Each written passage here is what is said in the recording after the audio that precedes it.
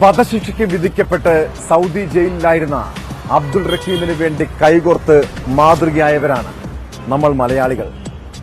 റഹീമിനെ പോലെ മറ്റൊരു മലയാളി യുവതി വധശിക്ഷയ്ക്ക് വിധിക്കപ്പെട്ട് യമൻ ജയിലിലുണ്ട്.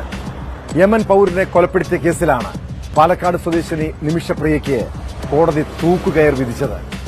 മകളുടെ മോചനത്തിനു വേണ്ടി അമ്മ പ്രേമകുമാരി മുട്ടാത്ത വാതിലുകളില്ല, കയറിയിറങ്ങാത്ത ഓഫീസുകളില്ല.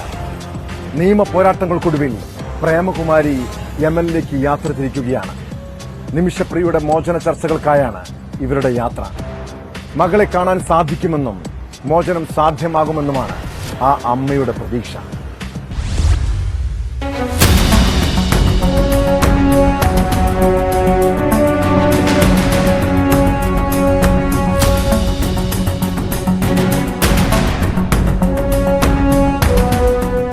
എല്ലാവരും എപ്പോഴും പ്രാർത്ഥിക്കുന്നുണ്ട്, വിഷമിക്കണ്ട.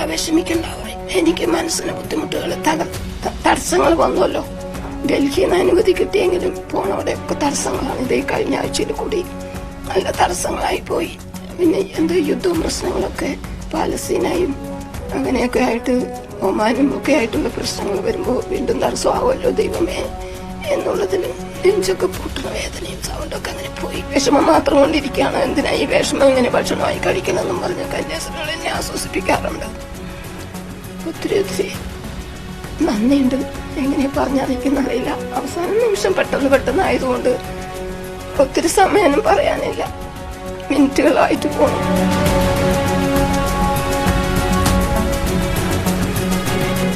ഏറെ പ്രതീക്ഷയോടും ആത്മവിശ്വാസത്തോടുമാണ് നിമിഷയുടെ അമ്മ പ്രേമകുമാരി യമനിലേക്ക് പോകുന്നത്.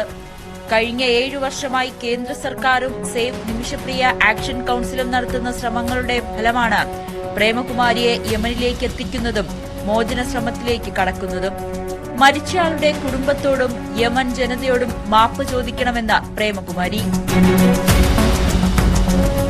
നിയമപ്രകാരം എന്റെ മോളെ ഒരു പോറൽ വരാതെ അവിടെ സംരക്ഷിച്ച ജയിൽ, അവൾക്ക് വേണ്ടി എല്ലാം സംരക്ഷണം ചെയ്യുന്ന പോലീസുകാരികള് എല്ലാവരുടെയും സ്നേഹത്തിന് ഒരുപാട് നന്ദി പറയുന്നു. ഞാൻ അവിടെ മാപ്പ് ചോദിക്കാൻ ആ മണ്ണിനോടും രാജ്യത്തിനോടും അവിടെയുള്ള ജനങ്ങളോടും മരിച്ചുപോയ സഹോദരന്റെ കുടുംബത്തോടും മാപ്പ് ചോദിക്കണമെന്ന് ആഗ്രഹിച്ചിട്ട് കുറച്ചായി വർഷങ്ങളായിട്ട് ഞാൻ കാത്തിരിക്കുക. അപ്പോ എനിക്ക് വഴിയൊരുങ്ങി വരുന്നത് ഇപ്പോഴാണ്. ദൈവകൃപ കൊണ്ടും എല്ലാവരുടെ പ്രയത്നങ്ങളും രാത്രി പകൽ അവരുടെ ജോലി കാര്യങ്ങളെല്ലാം ചിന്ത നിമിഷനെ മോചിപ്പിക്കണം എന്നുള്ള ചിന്തയിലാണ് രാജ്യത്തെ എല്ലാ മക്കളും നിങ്ങളടക്കം. പ്രേമകുമാരിക്കൊപ്പം പോകുന്നത് save Nimisha Priya international action council അംഗവും യമനിലെ ബിസിനസ്സുകാരനുമായ Samuel ജെറോമാണ്.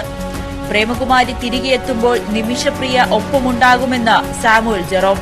Meeting Nimisha will be seeing Nimisha will be the first thing. I mean, that's straightforward. I mean, the government of Yemen has been very cooperative, very helpful. So whenever I wanted to meet Nimisha, I mean, within a day I get the permission. So it's not a problem at all.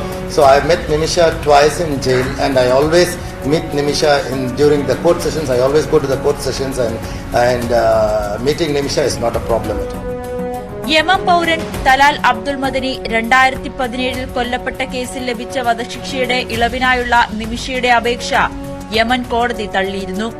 ശരീഅത്ത് നിയമപ്രകാരമുള്ള blood മണി കൊല്ലപ്പെട്ട തലാലിന്റെ കുടുംബം സ്വീകരിച്ചാൽ ശിക്ഷ ഇളവ് ലഭിക്കുമെന്നാണ് നിമിഷയുടെയും കുടുംബത്തിന്റെയും പ്രതീക്ഷ.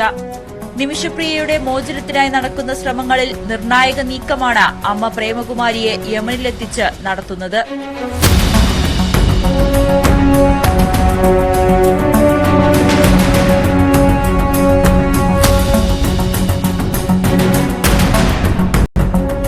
News 18 Kochi.